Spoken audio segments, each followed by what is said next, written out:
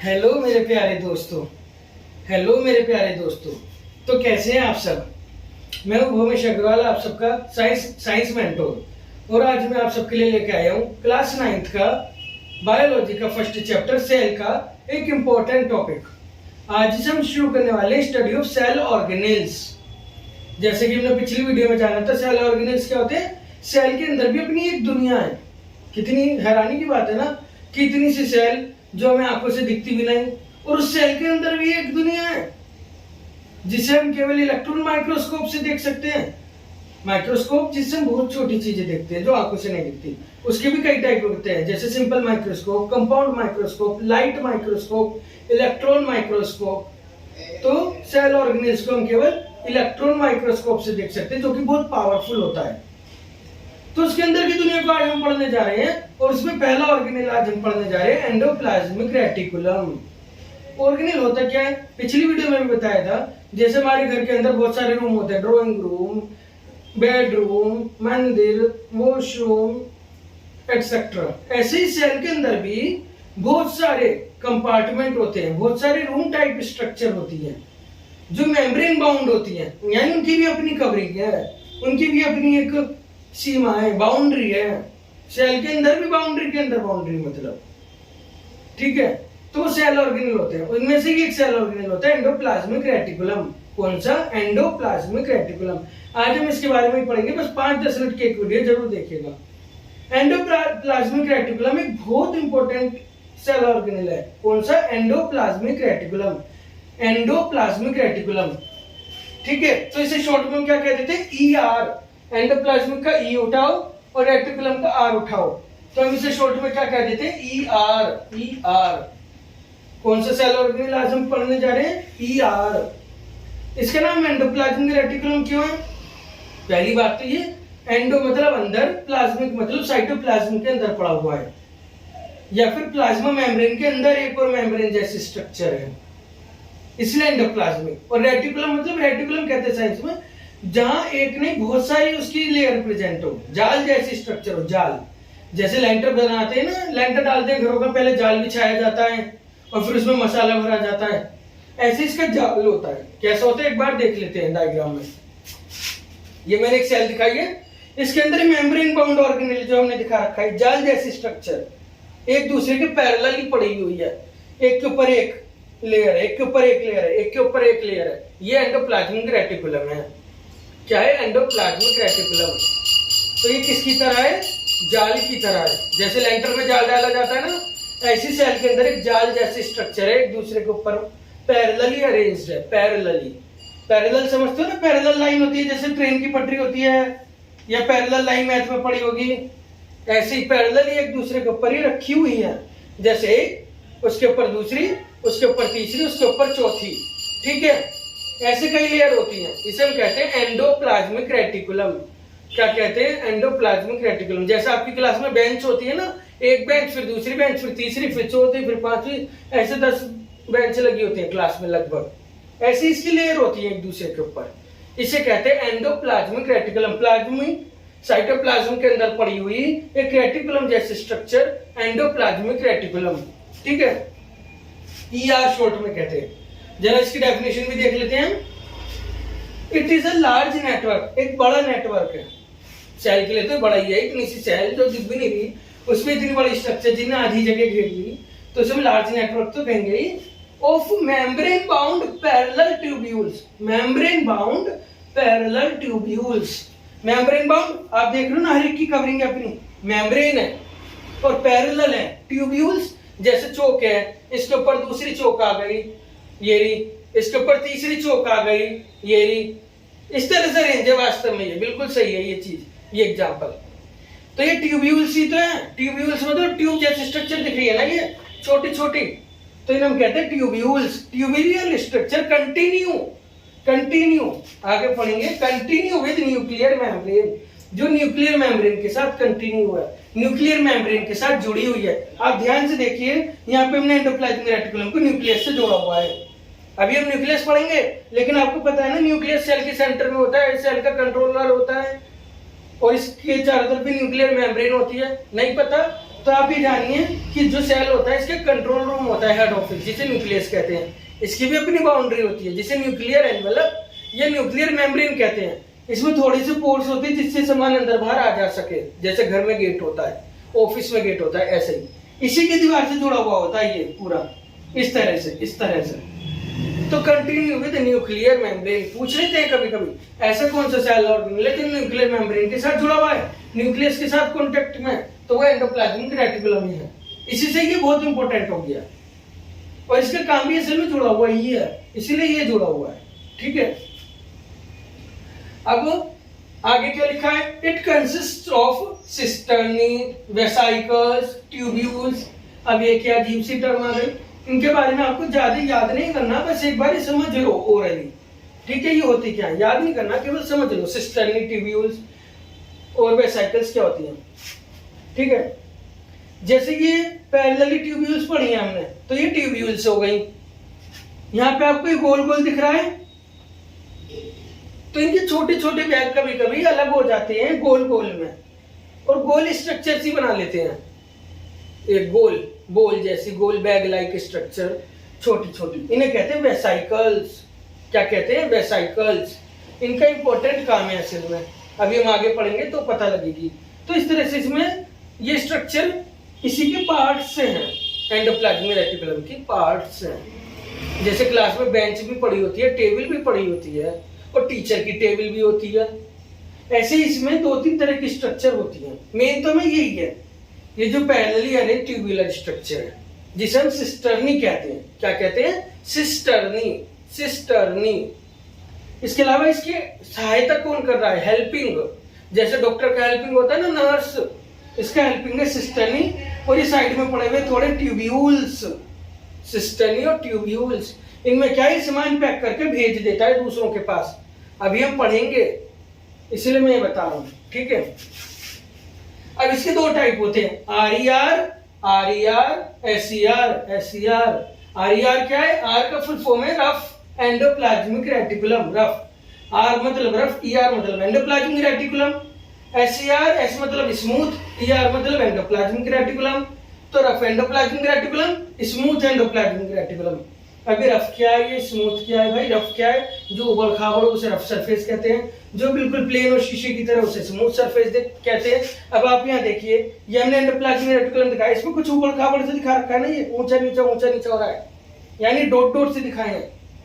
मतलब एक एनालॉजी से समझाना चाह रहा हूँ, क्योंकि साइंस एनालॉजी से समझी जा सकती है। तो ये जो डॉट डॉट दिखाए हैं, इसकी वजह से इसकी सरफेस थोड़ी ऊंची नीची हो गई है। जैसे मान लिया आप जमीन पर चल रहे हो और उस पर कंकड़ पड़े हो, रोड़ी पड़ी हो, तो स्कूटी चलानी मुश्किल हो जाती है ना, ऊंची नीची। बस ऐसे ही इसके ऊपर भी कुछ पड़े हुए हैं पार्टिकल्स। क्या पड़े हैं, कुछ पार्टिकल्स, और उन पार्टिकल्स को हम कहते हैं पैलेड पार्टिकल्स। क्या कहते हैं, पैलेड, क्योंकि पैलेड साइंटिस्ट ने उनकी खोज की थी। लेकिन इसका जो आपको नाम ध्यान रखना है वो रखना है राइबोसोम। क्या रखना है, राइबोसोम। पैलेड पार्टिकल्स का जो फेमस नाम है वो है राइबोसोम। क्या है, राइबोसोम। तो इसके ऊपर राइबोसोम पड़े होते हैं, तो जिसके ऊपर राइबोसोम पड़े हैं वो रफ एंडोप्लाज्मिक रेटिकुलम है, और जिसके ऊपर राइबोसोम नहीं पड़े वो स्मूथ एंडोप्लाज्मिक रेटिकुलम है। यानी एंडोप्लाज्मिक रेटिकुलम की जिस लेयर के ऊपर राइबोसोम पड़े हुए हैं उन्हें हमने नाम दे दिया रफ एंडोप्लाज्मिक रेटिकुलम, जिन पर नहीं पड़े हुए उन्हें हमने नाम दे दिया स्मूथ एंडोप्लाज्मिक रेटिकुलम। भाई ये अलग अलग नाम देने की क्या जरूरत थी, जरूरत इसलिए थी क्योंकि इन दोनों के काम अलग अलग हो गए हैं। जिस पर राइबोसोम पड़ा है उसका अलग काम हो गया, जिस पर नहीं पड़ा उसका अलग काम हो गया, इसलिए हमें ये 2 पार्ट करने की जरूरत पड़ी। तो जिस पर राइबोसोम पड़े हैं, राइबोसोम का भी आप आगे पढ़ोगे, इसे प्रोटीन फैक्ट्री कहते हैं। क्या कहते हैं, प्रोटीन फैक्ट्री। किसे कहते हैं, राइबोसोम को। किसे कहते हैं, राइबोसोम को। अभी आगे पढ़ोगे। तो क्योंकि इसके ऊपर राइबोसोम पड़े हैं, रफ वाले के ऊपर, और इसका काम प्रोटीन बनाना है राइबोसोम का, तो रफ एंडोप्लाज्मिक रेटिकुलम का काम भी प्रोटीन बनाना है।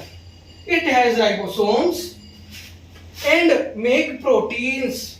It has ribosomes and makes proteins. इसके ऊपर राइबोसोम पड़े हुए हैं और ये प्रोटीन बना रहा है, क्योंकि राइबोसोम का काम प्रोटीन बनाना है। जैसे स्पीड ब्रेकर का काम स्पीड रोकना है, ऐसे इसका काम राइबोसोम का प्रोटीन बनाना है। ठीक है, ये एनालॉजी समझाइए, कहीं आपको ये स्पीड ब्रेकर कहां से आगे बीच में। साइंस का एनालॉजी से समझेंगे तो अच्छे से हो जाएगी, वरना थोड़ी दिक्कत आती है, रटना पड़ता है, और साइंस रटने की चीज नहीं है।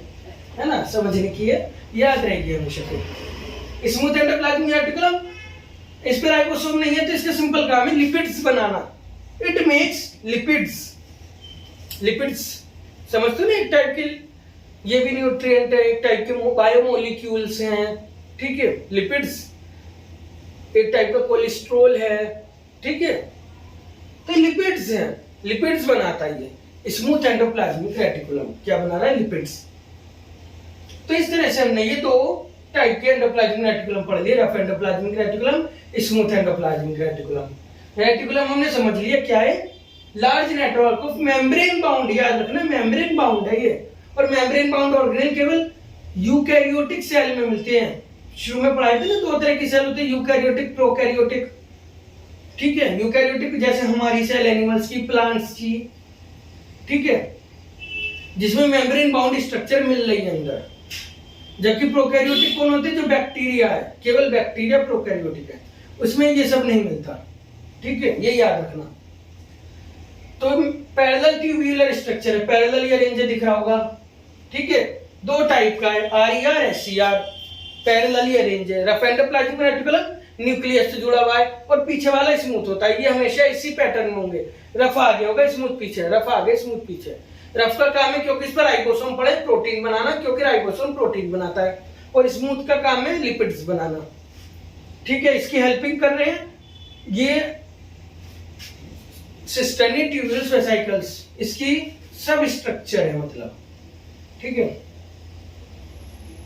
ये तीनों मिलकर ही हम एंडोप्लाज्मिक रेटिकुलम कहते हैं, ठीक है। ये बिल्कुल ऐसे ही जैसे कि स्कूल में प्रिंसिपल भी होता है, टीचर भी होते हैं, बच्चे भी होते हैं, सबको मिला के हम स्कूल कहते हैं। ऐसे यहाँ सिस्टर्नी भी है, ट्यूब्यूल्स भी है, वेसिकल्स भी है, इन सबको मिला के हम एंडोप्लाज्मिक रेटिकुलम कह रहे हैं, ठीक है। अब मेन आता है इनके काम क्या है।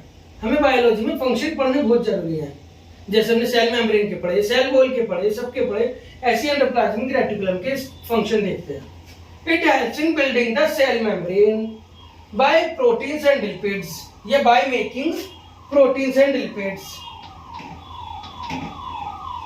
अभी हमने क्या पढ़ा, ये प्रोटीन बना रहा है, लिपिड बना रहा है। तो ये लिपिड और प्रोटीन बनाकर वास्तव में सेल मेम्ब्रेन बना रहा है।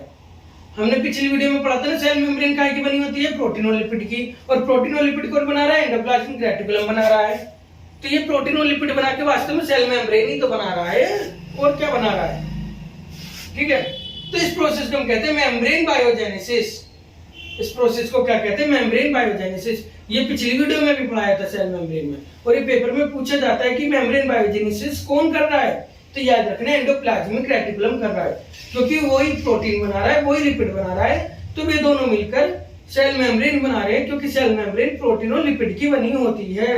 ये याद रखना है, सेल मेम्ब्रेन प्रोटीन और लिपिड की बनी होती है। तो ईआर प्रोटीन बना रहा है, लिपिड बना रहा है, और ये दोनों मिलकर मेम्ब्रेन बना रहे हैं। तो इस तरह से ईआर सेल मेम्ब्रेन बना रहा है, और इसे हम कहते हैं membrane biogenesis. Membrane, cell membrane, bio मतलब लिविंग, जेनेसिस मतलब जनरेट करना। लिविंग सेल मेम्ब्रेन को कौन बना रहा है? एंडोप्लाज्मिक रेटिकुलम बना रहा है। ये हमने पढ़ा था ना पिछली वीडियो में कि सेल मेम्ब्रेन लिविंग होती है और सेल वॉल डेड होती है, ठीक है। तो आपको याद रखना है मेम्ब्रेन बायोजेनेसिस कौन करा रहा है? Endoplasmic reticulum. ये होता क्या है? Making of cell membrane by proteins and lipids is called membrane biogenesis. It is done by endoplasmic reticulum, ठीक है।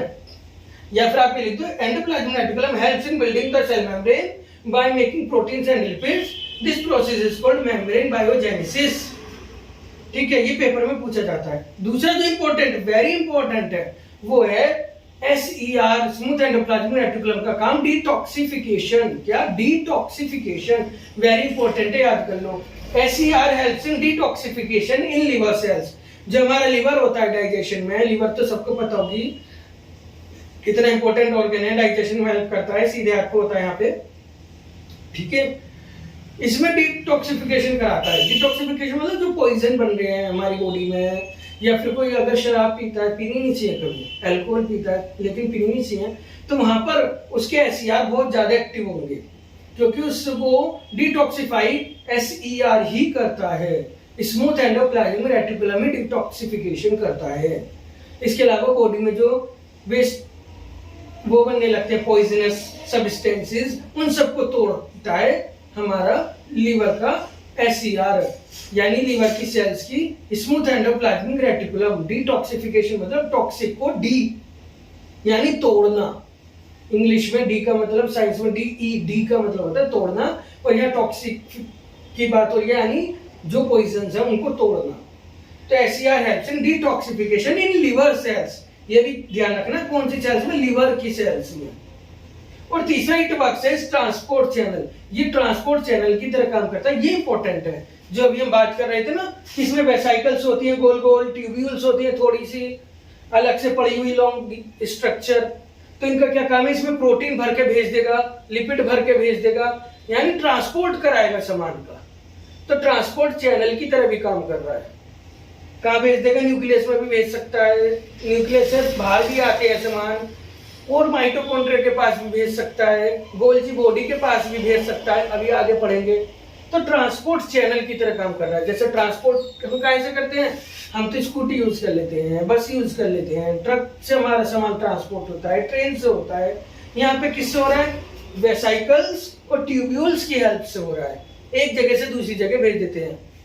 ठीक है, जैसे होता नहीं घर में बहुत सारे लोग रहते हैं, कभी कभी कहते थे ले बेटा ले, छोटे बच्चे से जरा ये दिया, ये पड़ोस वाली आंटी के या पड़ोस वाले अंकल के, किसी के भी ऐसे ही मान लो घर के बड़े बैठे हैं, इन्होंने इन्हें काम दे दिया, ले बेटा ले जरा प्रोटीन दिया माइटोकॉन्ड्रिया को, ये लिपिड्स दिया जरा, उन्हें भी तो जरूरत होती है सामान की, दूसरे सेल ऑर्गेनेल्स को, तो इसमें भर के भिजवा देते हैं, गोल्जी बॉडी को दिया। ठीक है, तो ट्रांसपोर्ट चैनल की तरह ये कैसे, ये बिल्कुल व्यवस्था है अंदर सेल के अंदर। ठीक है, एक अलग ही दुनिया है। तो इस तरह से ये ट्रांसपोर्ट चैनल की तरह भी काम कर रहा है। तो आपको बस इसके 3 फंक्शन जरूर याद रखने हैं। क्या क्या, membrane biogenesis, detoxification in liver cells by SER, इसमें याद रखना है SER, RER SER पूछ लेता है ऑप्शन में, तो डिटॉक्सिफिकेशन याद रखना है SER, membrane biogenesis SER RER दोनों, यानी कुल मिला के ER, और ट्रांसपोर्ट चैनल तो ये भी ER ही कर रहा है, मतलब इसमें जो वेसाइकल्स हैं, ट्यूब्यूल्स, उनकी हेल्प से। तो यहाँ पे वैसे पूछेगा ट्रांसपोर्ट चैनल की तरह काम कौन कर रहा है, तो आपको बताना है ER, एंडोप्लाज्मिक रेटिकुलम। ठीक है, तो बस इस तरह से हमारा एंडोप्लाज्मिक रेटिकुलम पूरा होता है। इतना से इसमें टॉपिक है, यहाँ पे मैंने लिखा हुआ भी SER RER। ठीक है, पैरेलली ट्यूब्यूल्स है, parallelly arrange tubules, parallelly arrange structure है। ठीक है, सिस्टर्नी वेसाइकल्स ट्यूब्यूल से मिलकर बनाए, 2 टाइप का है, rough endoplasmic reticulum, smooth endoplasmic reticulum. Rough यानी RER जो है वो रफ है राइबोसोम्स की वजह से, प्रोटीन बनाता है राइबोसोम, तो RER भी प्रोटीन बनाता है, SER बनाता है लिपिड्स। बस वो इनके काम हो गए, प्रोटीन लिपिड बना रहे हैं तो सेल मेम्ब्रेन बनाएंगे, इसे कहते हैं मेम्ब्रेन बायोजेनेसिस। SER डिटॉक्सिफिकेशन कर रहा है लिवर सेल्स में, और ये ट्रांसपोर्ट चैनल की तरह भी काम कर रहे हैं। Thank you very much. अब हम मिलते हैं अगले सेल ऑर्गेनेल्स के साथ अगली वीडियो में। वीडियो पसंद आए तो लाइक करें, सब्सक्राइब करें, शेयर करें। Thank you so much.